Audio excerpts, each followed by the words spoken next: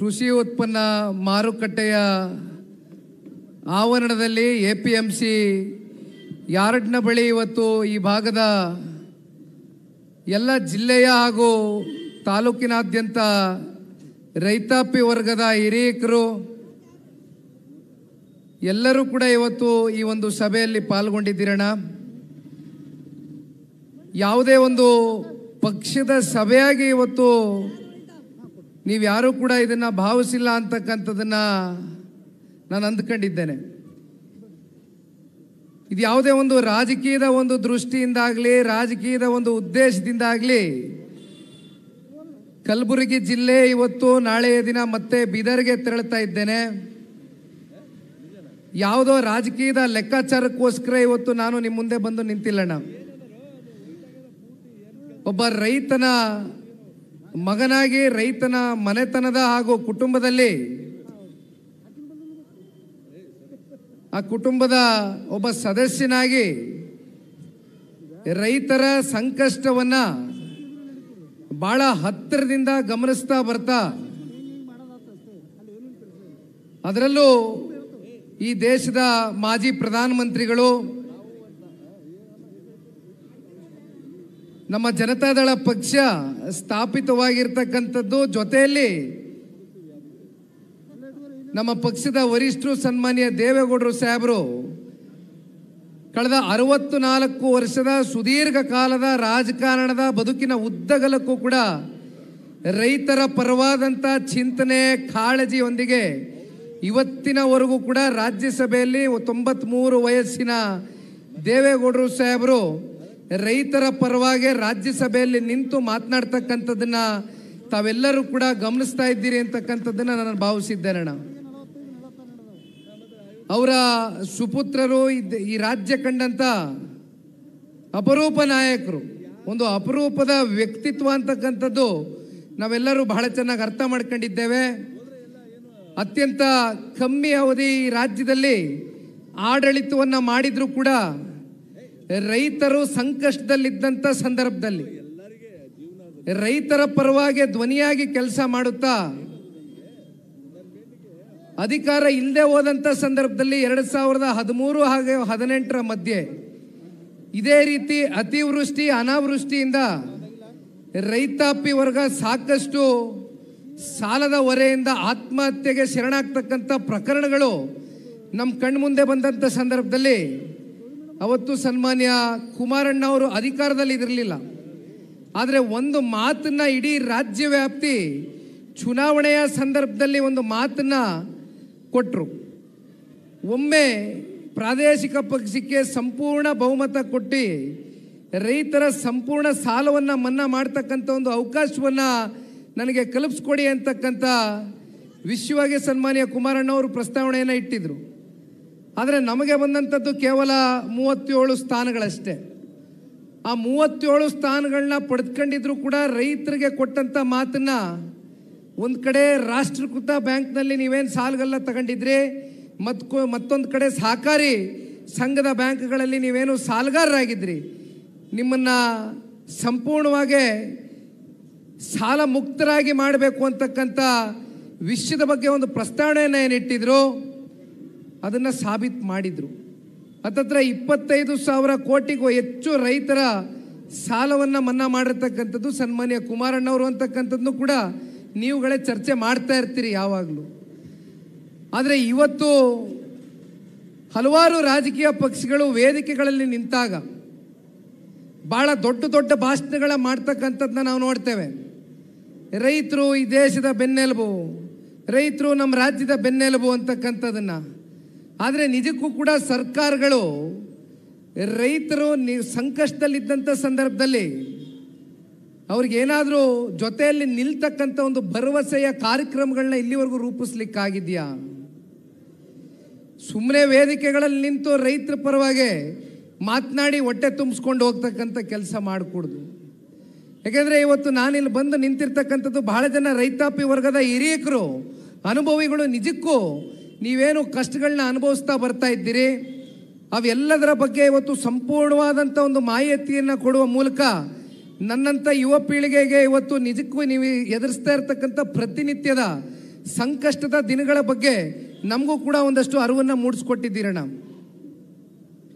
ಈ ಸಂದರ್ಭದಲ್ಲಿ ನಾನು ನಿಮ್ಮೆಲ್ಲರಲ್ಲೂ ಹೇಳ್ತಕ್ಕಂಥದ್ದು, ಒಬ್ಬರು ಹಿರಿಯರು ಮಾತನಾಡ್ತಾ ಇದ್ರು, ಜೊತೆಯಲ್ಲಿ APMCಯ ಅಧ್ಯಕ್ಷರು ಸಂತೋಷ್ ಅಣ್ಣ ಅವರು ಕೂಡ ಇವತ್ತು, ಮತ್ತು ಕಾಮರ್ಸ್ನ ಅಸೋಸಿಯೇಷನ್ ಅವರು ಕೂಡ ಒಂದು ಮೆಮೊರೆಂಡಮ್ನ ಕೊಟ್ಟಿದ್ದೀರಣ್ಣ. ಇದು ಕೇಂದ್ರದ ಮಂತ್ರಿಗಳು ಸನ್ಮಾನ್ಯ ಕುಮಾರಣ್ಣ ಅವರ ಗಮನಕ್ಕೆ ತಗೊಂಡು ಬಂದು ಕೇಂದ್ರದಿಂದ ಯಾವ ರೀತಿ ರೈತರಿಗೆ ಸ್ಪಂದನೆಯನ್ನು ಸಿಗ್ತಕ್ಕಂಥ ಒಂದು ಭರವಸೆಯನ್ನು ನೀವು ಮೂಡಿಸ್ಬೋದು ಅಂತಕ್ಕಂಥದ್ರ ಬಗ್ಗೆ ಇವತ್ತು ನಮಗೆ ಮನದಟ್ಟನ್ನು ಮಾಡಿಕೊಟ್ಟಿದ್ದೀರಿ. ಆ ವಿಚಾರವಾಗಿ ನಾನು ಸನ್ಮಾನ್ಯ ಕುಮಾರಣ್ಣ ಅವ್ರ ಹತ್ರನೂ ಕೂಡ ನಾನು ಈಗಾಗಲೇ ಅವ್ರಿಗೆ ಬಿಡುವಿಲ್ದಿರೋ ಸಮಯ ಇದ್ದರೂ ಕೂಡ ನಾನು ಅವ್ರಿಗೆ ಹೇಳಿದ್ದೇನೆ, ಈ ಥರ APMC ಯಾರ್ಡ್ಗೆ ಇವತ್ತು ಕಲಬುರಗಿ ಜಿಲ್ಲೆಗೆ ಭೇಟಿ ಕೊಡ್ತಾ ಇದ್ದೇನೆ. ನಿಮ್ಮ ನಿರೀಕ್ಷೆಯಲ್ಲಿ ಬಹಳಷ್ಟು ಜನ ಈ ಜಿಲ್ಲೆಯ ಈ ಭಾಗದ ರೈತರುಗಳು ಕಾದು ಕುಳಿತಿದ್ದಾರೆ. ನಿಮ್ಮ ಕಡೆಯಿಂದನೇ ಅವ್ರಿಗೆ ಆತ್ಮವಿಶ್ವಾಸವನ್ನು, ಭರವಸೆಯನ್ನು ಮೂಡಿಸ್ತಕ್ಕಂಥ ಕೆಲಸ ನೀವು ಮಾಡಬೇಕು ಅಂತಕ್ಕಂಥ ಮನವಿಯನ್ನು ನಿನ್ನೆಯ ದಿನ ಕೂಡ ಇಟ್ಟಿದ್ದೇನೆ, ಈಗಲೂ ಕೂಡ ಮಾತನಾಡಿದ್ದೇನೆ. ನಾನು ನನ್ನ ಮಾತನ್ನು ಮುಗಿಸಿ ಆ ಕೂಡಲೇ ಸನ್ಮಾನ್ಯ ಕುಮಾರಣ್ಣ ಅವರಿಗೆ ನಿಮಗೆ ಫೋನನ್ನು ಕನೆಕ್ಟ್ ಮಾಡಿ ಮಾತನಾಡಿಸ್ತೇನಣ್ಣ. ಒಂದು, ಇಲ್ಲಿ ಯಾವ ರೀತಿ ರೈತರ ಜಮೀನು, ನಿಮ್ಮ ಬೆಳೆ ನಾಶ ಆಗಿದೆ, ಆ ವಿಚಾರಕ್ಕೆ ಸಂಬಂಧಪಟ್ಟಂತೆ ತಾವು ಮಾತನಾಡಬೇಕಾದ್ರೆ ಸಮೀಕ್ಷೆಗಳು ವೈಜ್ಞಾನಿಕವಾಗಿ ಆಗಿಲ್ಲ ಅಂತಕ್ಕಂಥದ್ರ ಬಗ್ಗೆ ತಾವು ಚರ್ಚೆ ಮಾಡ್ತಾ ಇದ್ರಿ. ಇದು ನನ್ನ ಗಮನದಲ್ಲೂ ಇದೆ. ಯಾಕೆಂದರೆ ಈಗ 1,05,000 ಹೆಕ್ಟೇರ್ ಪ್ರದೇಶ ಬೆಳೆ ಹಾನಿ ಆಗಿದೆ ಅಂತಕ್ಕಂಥದ್ದು ಸರ್ಕಾರದ ಕಡೆಯಿಂದ ಅಧಿಕೃತ ಮಾಹಿತಿಯನ್ನು ಸಮೀಕ್ಷೆ ಮೂಲಕ ಬಿಡುಗಡೆ ಮಾಡ್ಕೊಂಡಿದ್ದಾರೆ. ಆದರೆ ನಿಜಕ್ಕೂ ಪ್ರತಿಯೊಬ್ಬ ರೈತರ ಜಮೀನುಗಳಿಗೆ, ಹೊಲ ಗದ್ದೆಗಳಿಗೆ, ಕೃಷಿ ಪ್ರದೇಶಗಳಿಗೆ ಈ ರಾಜ್ಯ ಸರ್ಕಾರದ ಕಡೆಯಿಂದ ವೈಜ್ಞಾನಿಕವಾದಂಥ ಒಂದು ಭೇಟಿಯ ಮೂಲಕ ಈ ಸಮೀಕ್ಷೆ ಆಗಿದ್ಯಾ? ಇದು ಪ್ರತಿಯೊಬ್ಬರಲ್ಲೂ ಕಾಡ್ತಾ ಇರ್ತಕ್ಕಂಥ ಒಂದು ಯಕ್ಷ ಪ್ರಶ್ನೆ. ಜೊತೆಯಲ್ಲಿ ಮತ್ತೊಂದು, ಇವತ್ತು GPS ಸಿಸ್ಟಮ್ ಬಗ್ಗೆ ಒಂದು ಮಾತನಾಡ್ತಾ ಇದ್ರು. GPS ವೆರಿಫಿಕೇಶನ್ ಕರೆಕ್ಟಾಗಿ ಆಗ್ತಾ ಇಲ್ಲ. ಅದರಿಂದ ರೈತರಿಗೆ ಸಿಕ್ಕಬೇಕಾಗಿರ್ತಕ್ಕಂಥ ಫಲ ಮತ್ಯಾರೋ ಮಧ್ಯವರ್ತಿ ಬಂದು ಆ ಫಲವನ್ನು ಅನುಭವಿಸ್ತಾ ಇದ್ದಾನೆ, ಆ ಇನ್ಶೂರೆನ್ಸ್ನ ಮತ್ತೊಂದು ಯಾರೋ ಮಧ್ಯವರ್ತಿಯನ್ನು ಪಡ್ಕೊಳ್ತಾ ಇದ್ದಾನೆ ಅಂತಕ್ಕಂಥದ್ರ ಬಗ್ಗೆ ಕೂಡ ಒಬ್ಬರು ಪ್ರಶ್ನೆಯನ್ನು ಇಟ್ಟಿದ್ದೀರಣ್ಣ. ಇವೆರಡು ಪ್ರಮುಖವಾದಂಥ ಅಂಶಗಳನ್ನ ನಾನು ಗಮನಿಸ್ತಾ ಇದ್ದೆ. ಸರ್ಕಾರಗಳು ಇವತ್ತು ರೈತರಿಗೆ ಅಥವಾ ನಮ್ಮ ರಾಜ್ಯದ 7.5 ಕೋಟಿ ಕನ್ನಡಿಗರಿಗೆ ಏನಿವತ್ತು ಗ್ಯಾರಂಟಿಗಳ ಬಗ್ಗೆ ಚರ್ಚೆ ಮಾಡ್ತಾರೆ. ಆದರೆ ನಿಜವಾದಂಥ ಗ್ಯಾರಂಟಿಗಳು ಇವತ್ತು ಸಿಕ್ಕಬೇಕಾಗಿರ್ತಕ್ಕಂಥದ್ದು ರೈತಾಪಿ ವರ್ಗಕ್ಕೆ ಅದು ಸಿಗ್ತಾ ಇದೆಯಾ? ಗ್ಯಾರಂಟಿಯ ಬದುಕು ಇವತ್ತು ಕಟ್ಕೊಡ್ಬೇಕಾಗಿರ್ತಕ್ಕಂಥದ್ದು ರೈತರಿಗೆ. ರೈತರು ಈ ವರ್ಷ ಬೆಳೆ ಹಾಕ್ತಾರೆ, ಬೆಳೆ ನಾಶ ಆಗ್ತದೆ. ಹಂಗಂದ್ಬಿಟ್ಟು ರೈತರು ಬೇರೆ ಇನ್ಯಾವುದೋ ವ್ಯಾಪಾರ ವಹಿವಾಟುಗಳು ಇಟ್ಕೊಂಡಿಲ್ಲ. ರೈತರು ಹುಟ್ಟದೇ ರೈತನಾಗಿ, ಕೊನೆ ಉಸಿರು ಬಿಡ್ತಕ್ಕಂಥದ್ದೇ ರೈತನಾಗಿ. ಹಾಗಾಗಿ ಬೇರೆ ವ್ಯಾಪಾರಗಳು, ವಹಿವಾಟುಗಳು, ಬೇರೆ ಏನು ಕೂಡ ನಮ್ಮ ರೈತಾಪಿ ವರ್ಗಕ್ಕೆ ಗೊತ್ತಿಲ್ಲ. ಒಂದು ಕಡೆ ಅತಿವೃಷ್ಟಿ, ಇನ್ನೊಂದು ಕಡೆ ಅನಾವೃಷ್ಟಿ. ಒಟ್ಟಾರೆಯಾಗಿ ಇಲ್ಲಿ ಸಿಲುಕಿರ್ತಕ್ಕಂಥದ್ದು ರೈತ ಒಬ್ಬ, ಈ ಯಾತನೆಯನ್ನು ಅನುಭವಿಸ್ತಾ ಇರ್ತಕ್ಕಂಥದ್ದು ರೈತ ಒಬ್ಬನೇ. ಗ್ಯಾರಂಟಿಗಳ ಹೆಸರಲ್ಲಿ ಇವತ್ತು ಸರ್ಕಾರಗಳು ದೇಶವ್ಯಾಪ್ತಿ ಹಲವಾರು ರಾಜ್ಯಗಳಲ್ಲಿ ಗ್ಯಾರಂಟಿ ಅಂತ ಮಾತನಾಡ್ತಾರೆ. ಆದರೆ ಗ್ಯಾರಂಟಿಯ ಹೆಸರಲ್ಲಿ ಇವತ್ತು ನಮ್ಮ ಸರ್ಕಾರದ ಖಜಾನೆ, ನಮ್ಮ ರಾಜ್ಯದಲ್ಲಿ ಇವತ್ತು ನಮ್ಮ ರಾಜ್ಯ ಯಾಕೆ ಇದನ್ನು ಮತ್ತೆ ನಿಮಗೆ ಬಹಳ ಗಂಭೀರವಾಗಿ ಹೇಳಲಿಕ್ಕೆ ಬಯಸ್ತೇನೆ ಅಂದರೆ, ಅತ್ಯಂತ ಸಂಪತ್ಭರಿತವಾದಂಥ ನಾಡು ನಮ್ಮ ರಾಜ್ಯ ಕರ್ನಾಟಕ ರಾಜ್ಯ. 4.5 ಲಕ್ಷ ಕೋಟಿ ಇವತ್ತು ಬಡ್ಜೆಟ್ಟು ಕಳೆದ ವರ್ಷ ಮಾನ್ಯ ಮುಖ್ಯಮಂತ್ರಿಗಳು ವಿಧಾನಮಂಡಲದಲ್ಲಿ ಘೋಷಣೆಯನ್ನು ಮಾಡಿರ್ತಕ್ಕಂಥದ್ದು ನೀವು ನೋಡಿದ್ದೀರಿ. ಆದರೆ ನಿಜಕ್ಕೂ ಈ 4.5 ಲಕ್ಷ ಕೋಟಿ ಬಡ್ಜೆಟ್ಟು ಎಲ್ಲಿಗೆ ಹೋಗ್ತಾ ಇದೆ, ಯಾತಕ್ಕೋಸ್ಕರ ಬಳಕೆ ಆಗ್ತಾ ಇದೆ? ಮಾತೆತ್ತಿದ್ರೆ ರೈತರು ಬೇಕು, ರೈತರು ಬೆನ್ನೆಲುಬು, ಎಲ್ಲ ಉದ್ದುದ್ದ ಭಾಷಣಗಳನ್ನ ಮಾಡ್ತಾರೆ ರಾಜಕೀಯ ಪಕ್ಷಗಳು.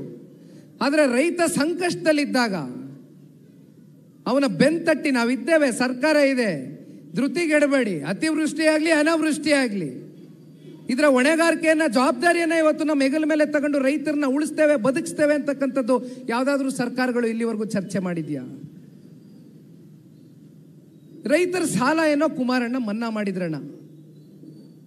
ಇವತ್ತು ವಿದೇಶಗಳಲ್ಲಿ, ಇಸ್ರೇಲ್ ಅಂತಕ್ಕಂಥ ದೇಶದಲ್ಲಿ ತಂತ್ರಜ್ಞಾನ ಇವತ್ತು ಎಷ್ಟು ದೊಡ್ಡ ಮಟ್ಟಕ್ಕೆ ಬೆಳೆದಿದೆ ಅಂತಕ್ಕಂಥದ್ದನ್ನ ಇವತ್ತು ಅಲ್ಲೋಗಿ ಸನ್ಮಾನ್ಯ ಕುಮಾರಣ್ಣ ಅವರು 2018 ವಿಧಾನಸಭಾ ಚುನಾವಣೆಯ 3 ತಿಂಗಳಿಂದ ಇಸ್ರೇಲ್ಗೆ ಭೇಟಿ ಕೊಡ್ತಾರೆ. ಅವ್ರು ಏನು ಹೇಳ್ತಾರೆ ಅಂದರೆ, ನೋಡಪ್ಪ, ರೈತರು ಸಾಲ ಮಾಡಿದ್ದಾರೆ, ಸರ್ಕಾರ ಆದಂಥವರು, ಸರ್ಕಾರದಲ್ಲಿ ಕೂತಂಥ ಮುಖ್ಯಮಂತ್ರಿಗಳು 1 ಸಲಿನೋ 2 ಸಲಿನೋ ಸಾಲ ಮನ್ನಾ ಮಾಡ್ಬೋದು. ಆದರೆ ಪದೇ ಪದೇ ರೈತರು ಸಾಲ ತಗೊಳ್ಳದೇ ಇರತಕ್ಕಂಥ ನಿಟ್ಟಿನಲ್ಲಿ ತಗೊಂಡ್ರು ಕೂಡ ಅದನ್ನು ಸಾಲದ ಹೊರೆ ಅವನ ಹೆಗಲ ಮೇಲೆ ಬೀಳ್ದಿರ ಆ ಸಾಲವನ್ನು ತೀರಿಸ್ತಕ್ಕಂಥ ಒಂದು ಶಕ್ತಿ ತುಂಬಿಸ್ಬೇಕಾಗಿರ್ತಕ್ಕಂಥವ್ರು ಯಾರು? ರಾಜ್ಯ ಸರ್ಕಾರಗಳು, ಸರ್ಕಾರ ನಡೆಸ್ತಕ್ಕಂಥ ವ್ಯಕ್ತಿಗಳು. ಅಂಥ ಕಾರ್ಯಕ್ರಮದ ಮೂಲಕ ರೈತರನ್ನ ಸಬಲರಾಗಿ ಮಾಡ್ತಕ್ಕಂಥ ಒಂದು ಜವಾಬ್ದಾರಿ ಇದೆ. ಯಾಕೆ ಬೇರೆ ಬೇರೆ ವಿದೇಶಗಳಲ್ಲಿ ಹೊಸ ಹೊಸ ತಂತ್ರಜ್ಞಾನ ಇವೆಲ್ಲವೂ ಕೂಡ ಬಳಕೆ ಆಗಬೇಕಾದ್ರೆ ಯಾಕೆ ನಮ್ಮ ರಾಜ್ಯದಲ್ಲಿ ಅಂಥ ಹೊಸ ಹೊಸ ಟೆಕ್ನಾಲಜಿಗಳನ್ನ ನಾವು ಇಲ್ಲಿ ಅಳವಡಿಸ್ಕೊಳ್ಳೋಕ್ಕಾಗ್ತಾ ಇಲ್ಲ? ಯಾಕೆಂದರೆ ಸರ್ಕಾರದಲ್ಲಿ ಕೂತಿರ್ತಕ್ಕಂಥ ವ್ಯಕ್ತಿಗಳಿಗೆ ನಿಜಕ್ಕೂ ರೈತರ ಬಗ್ಗೆ ಕಾಳಜಿ ಇಲ್ಲ. ಆದರೆ ಇವೆಲ್ಲವೂ ಕೂಡ ಮುಂದಿನ ದಿನಗಳಲ್ಲಿ ಯಾವುದಾದ್ರೂ ರೀತಿ ಬಗೆಹರಿಬೇಕು ಅಂತಕ್ಕಂಥದ್ದು ನಾವೆಲ್ಲರೂ ಕೂಡ ಆಶ್ರಯಿಸ್ತೀವಿ. ಇಲ್ಲಿ ತಾವು ಮಾತನಾಡಬೇಕಾದ್ರೆ ಹೇಳ್ತಾ ಇದ್ವಿ, ಸನ್ಮಾನ್ಯ ದೇವೇಗೌಡರು ಸಾಹೇಬರು ನೀರಾವರಿಯ ಹರಿಕಾರರು, ಅವ್ರಿಗೆ ಇರ್ತಕ್ಕಂಥ ನೀರಾವರಿ ಬಗ್ಗೆ ಒಂದು ಮುಂದಾಲೋಚನೆ ಏನು ಇಟ್ಕೊಂಡಿದ್ರು, ಅದು ಬಹುಶಃ ಎಲ್ಲವೂ ಕೂಡ ಹೇಳಿದ್ದೀರಿ. ಇಲ್ಲಿರ್ತಕ್ಕಂಥ ಭೀಮಾ ನದಿ ಇರ್ಬೋದು, ಮತ್ತು ಆಲ್ಮಟ್ಟಿ ಜಲಾಶಯ ಆ ಒಂದು ಗೋಡೆಯನ್ನು ಮತ್ತಷ್ಟು ಎತ್ತರಕ್ಕೆ ಕಟ್ತಕ್ಕಂಥ ವಿಚಾರದಲ್ಲಿ ಸನ್ಮಾನ್ಯ ದೇವೇಗೌಡರು ಸಾಹೇಬರು ತಗೊಂಡಂಥ ನಿರ್ಣಯಗಳಿರ್ಬೋದು, ಮತ್ತು ಕೃಷ್ಣಾ ಮೇಲ್ದಂಡ ಯೋಜನೆ. ಇವತ್ತು ನಮ್ಮ ಕರಿಯಮ್ಮನವರ ಮತಕ್ಷೇತ್ರಕ್ಕೆ ಹೋಗಿದ್ವಿ, ಅಲ್ಲಿ ಸನ್ಮಾನ್ಯ ದೇವೇಗೌಡರು ಸಾಹೇಬರ ಪ್ರತಿಮೆಯನ್ನು ರೈತರು ಅನಾವರಣಗೊಳಿಸಿದರು. ಒಂದು ಮಾತನ್ನ ಹೇಳಿದರು, ಅವತ್ತು ದೇವದುರ್ಗ ಅಂತಕ್ಕಂಥ ರಾಯಚೂರು ಜಿಲ್ಲೆಯಲ್ಲಿ ಇರ್ತಕ್ಕಂಥ ತಾಲೂಕು ಆರ್ಥಿಕವಾಗಿ ಬಹಳ ಹಿಂದುಳಿದಂಥ ತಾಲೂಕು, ಒಂದು ತೊಟ್ಟು ಕೂಡ ನೀರು ಇರಲಿಲ್ಲ. ಅದನ್ನು ಸಂಪೂರ್ಣವಾಗಿ ನೀರಾವರಿ ಪ್ರದೇಶವನ್ನು ಮಾಡ್ತಕ್ಕಂಥದಕ್ಕೆ ಕೃಷ್ಣಾ ಮೇಲ್ದಂಡೆ ಯೋಜನೆ ಮೂಲಕ ಸನ್ಮಾನ್ಯ ದೇವೇಗೌಡರು ಸಾಹೇಬರು ತಗೊಂಡಂಥ ನಿರ್ಣಯ ಇವತ್ತು ದೇವದುರ್ಗ ತಾಲೂಕಿನಲ್ಲಿ ಎಲ್ಲಿ ನೋಡಿದ್ರು ಕೂಡ ಒಂದು ಕಡೆ ಹಸಿರು ಕ್ರಾಂತಿಯನ್ನು ಕಾಣ್ತಕ್ಕಂಥದ್ದಷ್ಟೇ ಅಲ್ಲ, ತಾಲೂಕು ನಾವು ನಗರ ಪ್ರದೇಶಕ್ಕೆ ಹೋಗಿ ಭೇಟಿ ಮಾಡಿದಾಗ ಅಲ್ಲಿ ವ್ಯಾಪಾರಗಳು, ವಹಿವಾಟುಗಳು ಇವತ್ತು ಎಷ್ಟು ದೊಡ್ಡ ಮಟ್ಟದಲ್ಲಿ ನಡೀತಾ ಇದೆ ಅಂತ. ಯಾಕೆಂದರೆ ನೀರಿಲ್ಲ ಅಂತಕ್ಕಂಥದ್ದಾದರೆ ಯಾರು ಏನೂ ಮಾಡ್ಕೊಳ್ಳಿಕ್ಕಾಗಲ್ಲ, ರೈತ ಏನೂ ಬೆಳಿಲಿಕ್ಕಾಗಲ್ಲ, ರಾಜ್ಯವು ಕೂಡ ಪ್ರಗತಿಯನ್ನು ಕಾಣಲಿಕ್ಕೆ ಸಾಧ್ಯ ಇಲ್ಲ. ಇಂಥ ದೂರದೃಷ್ಟಿ ಒಳ್ಳೆ ಕಲ್ಪನೆಗಳನ್ನ ಒತ್ತಿ ಈ ಪ್ರಾದೇಶಿಕ ಪಕ್ಷವನ್ನು ಕಟ್ಟಿರ್ತಕ್ಕಂಥ ದೇವೇಗೌಡರು ಸಾಹೇಬರು, ಸನ್ಮಾನ್ಯ ಕುಮಾರಣ್ಣ ಅವರು, ಅದಕ್ಕೆ ಪೂರಕವಾಗಿ ಇವತ್ತು ರೈತರು ಸಂಕಷ್ಟದಲ್ಲಿದ್ದಂಥ ಸಂದರ್ಭದಲ್ಲಿ ಇವತ್ತು ನಾವೆಲ್ಲರೂ ಯಾತಕ್ಕೋಸ್ಕರ ಇಲ್ಲಿ ಬಂದು ಸೇರಿದ್ದೇವೆ ಅಂದರೆ, ನಿಮ್ಮ ಸಮಸ್ಯೆಗಳನ್ನ ಆಲಿಸುವ ಮೂಲಕ ಇವತ್ತು ಇಲ್ಲಿನ ಉಸ್ತುವಾರಿ ಮಂತ್ರಿಗಳು ಒಂದು ಪತ್ರಿಕಾಗೋಷ್ಠಿಯನ್ನು ಮಾಡಿದ್ದಾರೆ. ಈಗ ತಾನೇ ನಾನು ಅವ್ರು ಏನು ಮಾತನಾಡಿದ್ರು ಅಂತಕ್ಕಂಥದ್ದು ಕೂಡ ನಾನು ವಿಷಯ ತಿಳ್ಕೊಂಡಿದ್ದೇನೆ. ಸನ್ಮಾನ್ಯ ಕುಮಾರಣ್ಣ ಅವರು ಕೇಂದ್ರದ ಬಳಿ ಮಾತಾಡಿ ರೈತರಿಗೆ ಮತ್ತಷ್ಟು ಪರಿಹಾರ ಒದಗಿಸ್ಕೊಡ್ಲಿ ಅಂತಕ್ಕಂಥದ್ದು ಹೇಳಿದ್ದಾರೆ. ಸಂತೋಷ, ಇದನ್ನು ತುಂಬ ಹೃದಯದಿಂದ ಸ್ವಾಗತ ಮಾಡ್ತೇನೆ. ಯಾಕೆ ಈ ವಿಚಾರವನ್ನು ಹೇಳಲಿಕ್ಕೆ ಬಯಸ್ತೇನೆ ಅಂದರೆ, ಹಳೆ ಮೈಸೂರು ಭಾಗದಲ್ಲಿ, ಮೈಸೂರು ಜಿಲ್ಲೆನಲ್ಲಿ ಒಂದು 4 ರಿಂದ 5 ತಾಲೂಕು, ಹಾಸನ ಜಿಲ್ಲೆನಲ್ಲಿ ಅರ್ಕಲ್ಗೂಡು ಸೇರಿದಂತೆ ಒಂದು 5 ರಿಂದ 6 ವಿಧಾನಸಭಾ ಕ್ಷೇತ್ರದಲ್ಲಿ ತಂಬಾಕುವನ್ನು ಬೆಳೀತಾರೆ. ತಂಬಾಕುವನ್ನು ಬೆಳೀತಕ್ಕಂಥ ರೈತರಿದ್ದಾರೆ. ಆ ತಂಬಾಕುವನ್ನು ಬೆಳೆದಂಥ ರೈತರು ಈ ವರ್ಷ ಖರೀದಿ ಕೇಂದ್ರದಲ್ಲಿ ತಂಬಾಕುವನ್ನು ತಗೊಳ್ತಾ ಇಲ್ಲ ಅಂತಕ್ಕಂಥ ಆತಂಕದಿಂದ ನನಗೆ ಒಂದು ರೈತರ ಒಂದು ನಿಯೋಗ ಬಂದು ಭೇಟಿ ಮಾಡ್ತಾರೆ. ಆ ನಿಯೋಗವನ್ನು ಸನ್ಮಾನ್ಯ ಕುಮಾರಣ್ಣ ಅವ್ರ ಹತ್ರ ಕರ್ಕೊಂಡೋಗಿ ನಾನು ಭೇಟಿ ಮಾಡಿಸಿ ನವದೆಹಲಿಯಲ್ಲಿ ಸನ್ಮಾನ್ಯ ಕುಮಾರಣ್ಣವರು ಕೇಂದ್ರದ ಕೃಷಿ ಸಚಿವರಿಗೆ ಒಂದು ಮನವಿಯನ್ನು ಮಾಡ್ತಾರೆ. ದಯಮಾಡಿ ನಮ್ಮ ತಂಬಾಕು ಬೆಳೆದಿರ್ತಕ್ಕಂಥ ನಮ್ಮ ರಾಜ್ಯದ ರೈತರು ಕಷ್ಟದಲ್ಲಿದ್ದಾರೆ, ಹೇಗಾದರೂ ಮಾಡಿ ಆ ತಂಬಾಕುವನ್ನು ಖರೀದಿ ಮಾಡ್ತಕ್ಕಂಥದಕ್ಕೆ ಒಂದು ಆದೇಶವನ್ನು ನೀವು ಹೊರಡಿಸಬೇಕು ಅಂತಕ್ಕಂಥದ್ದನ್ನ ಕೇಳಿದಂಥ ಸಂದರ್ಭದಲ್ಲಿ ತಂಬಾಕುವನ್ನು ಸಂಪೂರ್ಣವಾಗಿ ಖರೀದಿ ಮಾಡ್ತಕ್ಕಂಥದಕ್ಕೆ ಕೇಂದ್ರದ ಕೃಷಿ ಸಚಿವರಿಗೆ ಸನ್ಮಾನ್ಯ ಕುಮಾರಣ್ಣ ಅವರ ಒಂದು ಮನವಿ ಏನಿತ್ತು ಅದು ಸಂಪೂರ್ಣ ಆಯಿತು. ಅದಾದ ಮೇಲೆ ಮಾವು ಬೆಳೆಗಾರರು ನಮ್ಮ ಚಿಕ್ಕಬಳ್ಳಾಪುರ, ಕೋಲಾರ ಜಿಲ್ಲೆ, ಹಳೆ ಮೈಸೂರು ಪ್ರಾಂತ್ಯದಲ್ಲಿ ಮಾವು ಬೆಳೆಗಾರರು ಕೂಡ ಇದೇ ಸಂಕಷ್ಟದ ಪರಿಸ್ಥಿತಿಗೆ ಬಂದರು. ಆಗಲೂ ಒಂದು ಪತ್ರವನ್ನು ಬರೀತಾರೆ, ದೂರವಾಣಿ ಮೂಲಕ ಮಾತನಾಡ್ತಾರೆ. ಅಲ್ಲೂ ಕೂಡ ಸನ್ಮಾನ್ಯ ಕುಮಾರಣ್ಣ ಅವರೇ ಬಂದಂಥದ್ದು. ಇದನ್ನು ಯಾಕೆ ಹೇಳ್ತಾ ಇದ್ದೀನಿ ಅಂದರೆ, ಇವತ್ತಿನ ಸರ್ಕಾರಗಳು ಮಾತಾಡ್ತಿದ್ರೆ ಕುಮಾರಣ್ಣ ಅವರು ಕೇಂದ್ರದಲ್ಲಿ ಸಚಿವರಿದ್ದಾರೆ. ಕುಮಾರಣ್ಣ ಅವರೇನು ಕೇಂದ್ರದಲ್ಲಿ ಕೃಷಿ ಸಚಿವರಲ್ಲ. ಆದರೆ ರೈತರ ಪರವಾಗಿ ಸಚಿವ ಸ್ಥಾನ ಇರಲಿ, ಸಚಿವ ಸ್ಥಾನ ಇಲ್ಲದೆ ಹೋಗಲಿ, ಅಧಿಕಾರ ಇರಲಿ, ಅಧಿಕಾರ ಇಲ್ಲದೆ ಹೋಗಲಿ, ರೈತರ ಪರವಾಗಿ ಧ್ವನಿ ಎತ್ತಕ್ಕಂಥ ಕೆಲಸ ಹಿಂದಿನಿಂದ ನಾವು ಮಾಡ್ಕೊಂಬಂದಿದ್ದೇವೆ. ನಮ್ಮ ಕೊನೆಯ ಉಸಿರಿರೋವರೆಗೂ ಕೂಡ ದೇವೇಗೌಡರ ಕುಟುಂಬ ಇದು ಮಾಡ್ಕೊಂಡು ಹೋಗ್ತೇವೆ ಅಂತಕ್ಕಂಥದ್ದನ್ನ ಭಾಳ ಸ್ಪಷ್ಟವಾಗಿ ಹೇಳ್ತೇನೆ. ಹಾಗಾಗಿ ಸನ್ಮಾನ್ಯ ಕುಮಾರಣ್ಣವರು ಕೂಡ ಮಾತನಾಡ್ತಕ್ಕಂಥದ್ದು ಇದೆಯಣ್ಣ. ಅದಕ್ಕಿಂತ ಮುಂಚಿತವಾಗಿ ರಾಜ್ಯ ಸರ್ಕಾರದ ಕಡೆಯಿಂದ 2 ಹೆಕ್ಟೇರು ಜಮೀನು ಪ್ರದೇಶವನ್ನು ಹೊಂದಿರತಕ್ಕಂಥ ರೈತರು, ಯಾಕೆಂದರೆ ಇದು ನಿಯಮಾವಳಿಗಳಲ್ಲಿ ಮೆನ್ಷನ್ ಆಗಿರ್ತಕ್ಕಂಥ ವಿಚಾರ, 33%ಗಿಂತ ಅತಿವೃಷ್ಟಿಯಾಗಿ ಏನು ಬೆಳೆ ಹಾನಿ ಪ್ರದೇಶ ಇರ್ತದೆ, ಅದಕ್ಕೆ ಹತ್ತತ್ರ ನಿಮಗೆ ಈ ಬಾರಿ 650 ಕೋಟಿಯಷ್ಟು 2 ಹೆಕ್ಟರ್ಗಿಂತ ಕಮ್ಮಿ ಇರ್ತಕ್ಕಂಥ ಜಮೀನುಗಳು ಹೊಂದಿರತಕ್ಕಂಥ ರೈತರಿಗೆ ಸಿಕ್ಕಬೇಕಾಗಿರ್ತಕ್ಕಂಥ ಪರಿಹಾರ, ಮತ್ತು 2 ಹೆಕ್ಟರ್ಗಿಂತ ಹೆಚ್ಚು ಇರ್ತಕ್ಕಂಥ ರೈತರಿಗೆ 259 ಕೋಟಿ, ಒಟ್ಟಾರೆಯಾಗಿ 902 ಕೋಟಿ ರೂಪಾಯಿಯಷ್ಟು ಪರಿಹಾರ ಇವತ್ತು ನಿಮಗೆ ಸಿಕ್ಕಬೇಕಾಗಿದೆ. ಈ ವಿಚಾರಕ್ಕೆ ಸಂಬಂಧಪಟ್ಟಂತೆ ನಾನು ಸಾಕಷ್ಟು ಅಧ್ಯಯನವನ್ನು ಮಾಡ್ತಾ ಇದ್ದೇನೆ. ನಿಮಗೆ ತಿಳಿದಾಗೆ ಹತ್ತತ್ರ 55% ಶೇಕಡ ಈ ವರ್ಷ ಅತಿವೃಷ್ಟಿಯಿಂದ ಅತಿ ಹೆಚ್ಚು ಮುಂಗಾರು ಮಳೆ ಆಗಿ ಇವತ್ತು ಸಂಪೂರ್ಣವಾಗಿ ಒಂದು ಕಡೆ ತೊಗರಿ, ಒಂದು ಕಡೆ ನಿಮ್ಮ ಇದು ಹಸಿರು ಉದ್ದು, ಸೋಯಾಬೀನು, ಹತ್ತಿ ಇವೆಲ್ಲವೂ ಕೂಡ ಸಂಪೂರ್ಣವಾಗಿ ನಾಶ ಆಗಿದೆ. ಇದರ ಬಗ್ಗೆ ರಾಜ್ಯ ಸರ್ಕಾರದ ಜವಾಬ್ದಾರಿ ಜಾಸ್ತಿ ಇದೆ. ಇಲ್ಲಿಯವರೆಗೂ ನನಗೆ ತಿಳಿದ ಮಟ್ಟಕ್ಕೆ ನನಗೆ ಗೊತ್ತಿಲ್ಲ, ಇಲ್ಲಿರ್ತಕ್ಕಂಥ ಮಾಧ್ಯಮದ ಮಿತ್ರರು ಕೂಡ ನಿಮ್ಮ ಪರವಾಗಿ ಪ್ರಶ್ನೆಯನ್ನು ಮಾಡಬೇಕಾಗ್ತದೆ. ರಾಜ್ಯದ ಮಾನ್ಯ ಮುಖ್ಯಮಂತ್ರಿಗಳು ಕೃಷ್ಣಾ ಕಚೇರಿಯಲ್ಲಿ ಒಂದು VC ಅಂದರೆ ವಿಡಿಯೋ ಕಾನ್ಫರೆನ್ಸ್ ಮೂಲಕ ಇಲ್ಲಿರ್ತಕ್ಕಂಥ ಜಿಲ್ಲಾಧಿಕಾರಿಗಳಿಗೆ ಒಂದು ಚರ್ಚೆಯನ್ನು ಮಾಡಿದ್ದು ಬಿಟ್ಟರೆ ಇಲ್ಲಿಯವರೆಗೂ ರಾಜ್ಯದ ಮುಖ್ಯಮಂತ್ರಿಗಳು ಬಿಡಿ ಆಯಿತು, ಅವರು ಬೇರೆ ಬೇರೆ ಕಡೆ ಹೆಚ್ಚಾಗಿ ಸಮಯನೂ ಕೊಡಬೇಕಾಗ್ತದೆ. ರಾಜ್ಯದಲ್ಲಿ ಕೃಷಿ ಸಚಿವರು ಅಂತ ಒಬ್ಬರಿದ್ದಾರೆ. ಆ ಕೃಷಿ ಸಚಿವರು ರಾಜ್ಯಕ್ಕೆ ಕೃಷಿ ಸಚಿವರ, ಅಥವಾ ಅವ್ರ ತಾಲೂಕಿಗೆ ಕೃಷಿ ಸಚಿವರ, ಅಥವಾ ಅವ್ರ ಜಿಲ್ಲೆಗೆ ಮಾತ್ರ ಸೇರಿಸಿ ಕೃಷಿ ಸಚಿವರ ಅಂತಕ್ಕಂಥದ್ದು ನಮ್ಗೆ ಅರ್ಥ ಮಾಡ್ಕೊಳಕ್ಕಾಗಿಲ್ಲ ಇಲ್ಲಿವರೆಗೂ. ಯಾಕೆಂದರೆ ಮೊನ್ನೆ ರಾಯಚೂರಿನಲ್ಲೂ ಇದೇ ರೀತಿ ಮೆಕ್ಕೆಜೋಳ ಬೆಳೆದು ಖರೀದಿ ಆಗಲಿಲ್ಲ ಅಂತ ಆಕ್ರೋಶಭರಿತವಾಗಿ ಅದನ್ನು ಎಲ್ಲ ರೈತರು ಚೆಲ್ಲಿದ್ದನ್ನು ಬೀದಿಲಿ ನೋಡಿದ್ವಿ. ಅವತ್ತು ಕೂಡ ಕೃಷಿ ಸಚಿವರು ಸರ್ಕಾರದ ಕಡೆಯಿಂದ ಬಂದು ಯಾವುದೇ ಚರ್ಚೆಯನ್ನು ಮಾಡಲಿಲ್ಲ, ಬರಲೂ ಇಲ್ಲ. ಕೊನೆಗೆ ಇವತ್ತು ಇಷ್ಟೆಲ್ಲ ಅನಾಹುತ ಆಗಿದೆ. ನಾನು ಹೋದ ವಾರನೇ ಬರಬೇಕು ಅಂತ ತೀರ್ಮಾನ ತೆಗೆದುಕೊಂಡೆ. ಆದರೆ ಮಂಡ್ಯ ಜಿಲ್ಲೆಯ ಮದ್ದೂರಿನಲ್ಲಿ ಒಂದು ಇನ್ಸಿಡೆಂಟ್ ಆಯಿತು ಗಣೇಶ ವಿಸರ್ಜನೆ ಕಾರ್ಯಕ್ರಮದಲ್ಲಿ. ಹಾಗಾಗಿ ನಾನು ಬರಲಿಕ್ಕೆ ಈ ವಾರ ಬಂದಿದ್ದೇನೆ. ಆದರೆ ನಾನು ಹೋದ ವಾರನೇ ಬರಬೇಕು ಅಂತ ಇದ್ದೆ. ಆದರೆ ಒಂದು ಸರ್ಕಾರದಲ್ಲಿ ಇರ್ತಕ್ಕಂಥ ಜವಾಬ್ದಾರಿಯುತವಾದಂಥ ಸ್ಥಾನದಲ್ಲಿ ಇರ್ತಕ್ಕಂಥ ವ್ಯಕ್ತಿಗಳು ಇವತ್ತು ಇಂಥ ಸಂದರ್ಭದಲ್ಲಿ ಬಂದು ಕನಿಷ್ಠ ಪಕ್ಷ ಒಂದು ಸೌಜನ್ಯತೆಯಿಂದ ನಡ್ಕೊಳ್ತಕ್ಕಂಥದ್ದು, ಒಂದು ಸಾಂತ್ವನವನ್ನು ಹೇಳಿ, ಒಂದು ಪರಿಶೀಲನೆಯನ್ನು ಮಾಡಿ ಇದನ್ನು ರಾಜ್ಯದ ಮುಖ್ಯಮಂತ್ರಿಗಳ ಗಮನಕ್ಕೆ ತಗೊಂಡು ಹೋಗ್ತೇನೆ, ಯಾಗಾದರೂ ಮಾಡಿ ನಿಮಗೆ ಅಷ್ಟೋ ಇಷ್ಟೋ ಪರಿಹಾರವನ್ನು ಕೊಡಿಸ್ತೇನೆ ಅಂತಕ್ಕಂಥ ಕನಿಷ್ಠ ಅವರಲ್ಲಿ ಒಂದು ಕಾಳಜಿಯನ್ನು ತೋರಿಸ್ತಕ್ಕಂಥ ಒಂದು ಗುಣ ಇಲ್ಲ ಇವತ್ತು. ಇಂಥ ಪರಿಸ್ಥಿತಿಯಲ್ಲಿ ಇವತ್ತು ಅಂತಿಮವಾಗಿ ಈ ಸಂಕಷ್ಟದಲ್ಲಿ ಸಿಕ್ಕಾಕೊಂಡಿರೋರು ರೈತರು. ಹಾಗಾಗಿ ಒಂದು ಅಣ್ಣ, ನಾನು ಸನ್ಮಾನ್ಯ ಕುಮಾರಣ್ಣ ಅವರಿಗೆ ದೂರವಾಣಿ ಮೂಲಕ ನಿಮಗೆ ಕರೆಯನ್ನು ಅವರು ನಿಮಗೆ ಮಾತನಾಡಲಿಕ್ಕೆ ಬಯಸ್ತಾರೆ.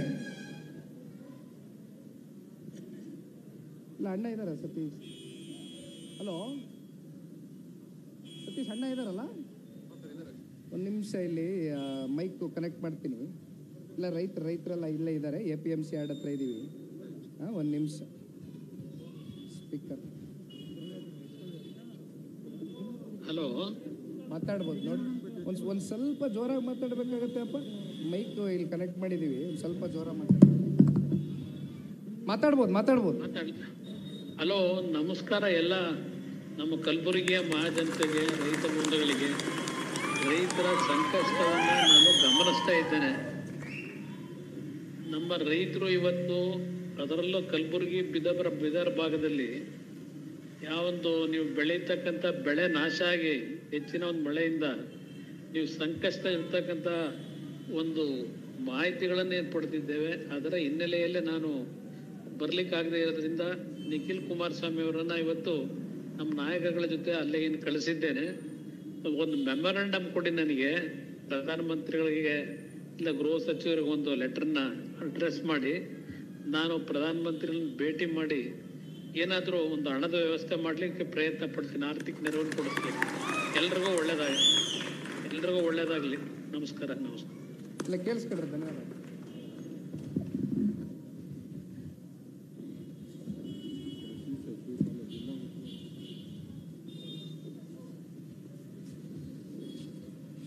ಕೇಂದ್ರದ ಸಚಿವರು, ಮಾಜಿ ಮುಖ್ಯಮಂತ್ರಿಗಳು ಸನ್ಮಾನ್ಯ ಕುಮಾರಣ್ಣ ಅವರು ಈಗಾಗಲೇ ತಮ್ಮೆಲ್ಲರನ್ನು ಕುರಿತು ಒಂದು ಮೆಮೊರೆಂಡಮ್ನ ಕೊಡಲಿಕ್ಕೆ ಕೇಳಿದ್ದಾರೆ. ಹಾಗಾಗಿ ಮೆಮೊರೆಂಡಮು ಕೂಡ ಈಗಾಗಲೇ ನಮ್ಮ ಗಮನಕ್ಕೆ ನೀವು ತೆಗೆದುಕೊಂಡು ಬಂದು ಕೊಟ್ಟಿದ್ದೀರಣ್ಣ.